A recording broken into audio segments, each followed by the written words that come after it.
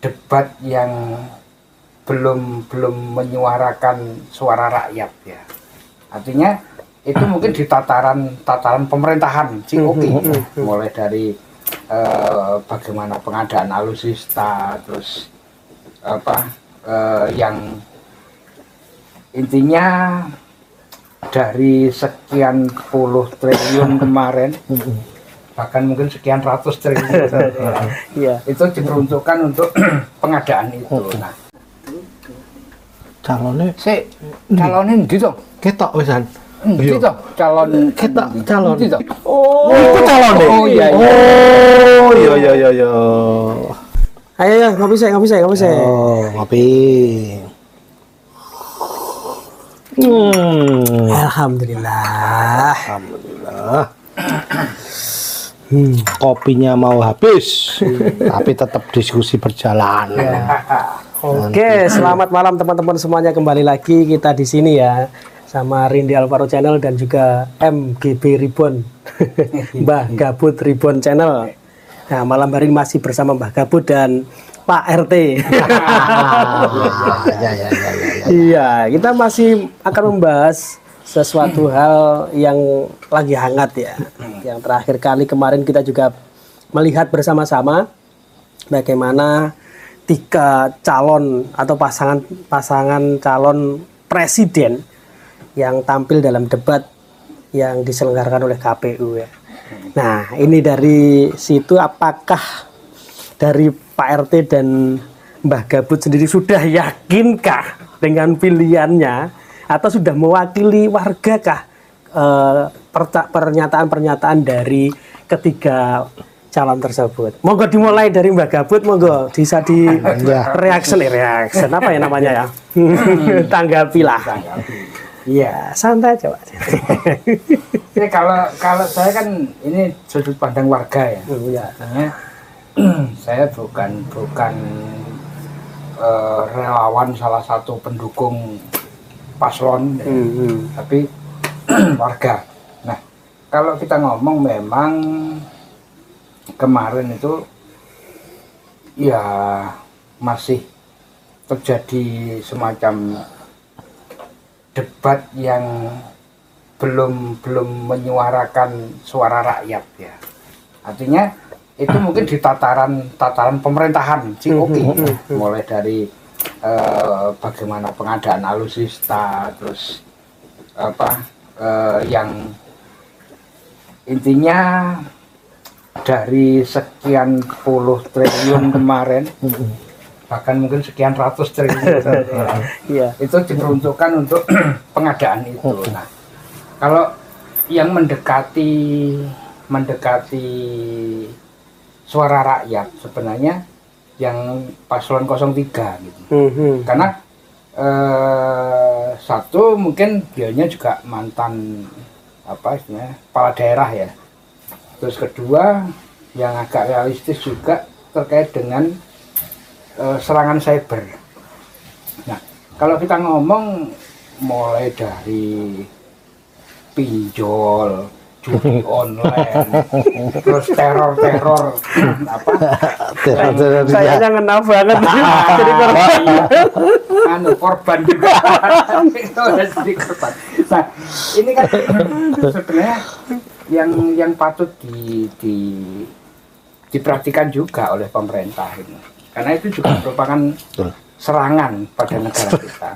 Dan jangankan gitu, wong webnya Kemenhan aja jebol, webnya KPU aja jebol. Nah, itu kan juga menjadi satu perhatian sebenarnya, bukan hanya pada sisi pertahanan alutsistanya. Mungkin itu sih kalau dari saya. Nah, ini mumpung masih hangat juga dari pernyataan Mbah Gabut sudah menyangkut dengan aspirasi warga ya. Katanya belum mewakili dari warga sendiri. Ini dari Pak RT sendiri nih. Pak RT ini mungkin punya pandangan tersendiri dari hasil debat kemarin, itu seperti apa mungkin? Ya itu kemarin tuh kita bahas ya bahwa di sini pertahanan itu kan luas. Pertahanan tidak hanya alutsista itu. Dari sini kemarin bahasanya bahkan sampai saya ngomong warga itu perlu dipersenjatai dengan itu tadi cyber ketahanan, bukan dalam arti senjata sulit atau enggak, Tapi bagus itu judulnya. iya, atau ngeri-ngeri juga itu. Nah, itu ya mengenai memang kemarin paslon 03 kan gitu, bahwa sebenarnya kalau saya lagi sebagai RT ya di warga ini, memang warga kita itu juga butuh pertahanan kan gitu, butuh pertahanan,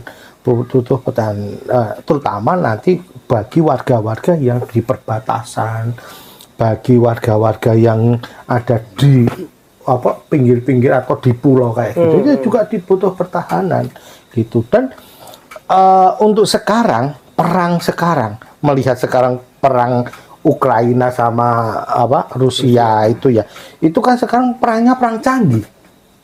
Bener alutsista, tapi alutsista pakai drone, alutsista pakai ini.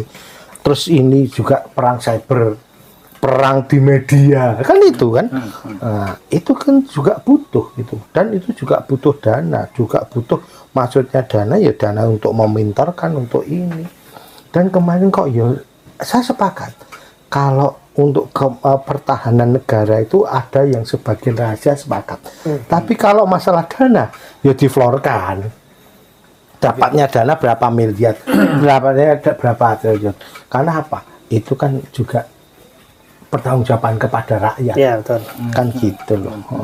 Kan gitu. Ini tadi sudah menyinggung pasangan nomor 3 yang juga mantan kepala daerah. Jangan lupa, yang satu ini juga mantan kepala daerah loh. Iya. Yang dua ada juga mantan kepala daerah, tapi walaupun dia sebagai cawapres. Kalau melihat dari kemarin juga sudah menyampaikan bahwasanya terkait dengan pertahanan juga sama ya.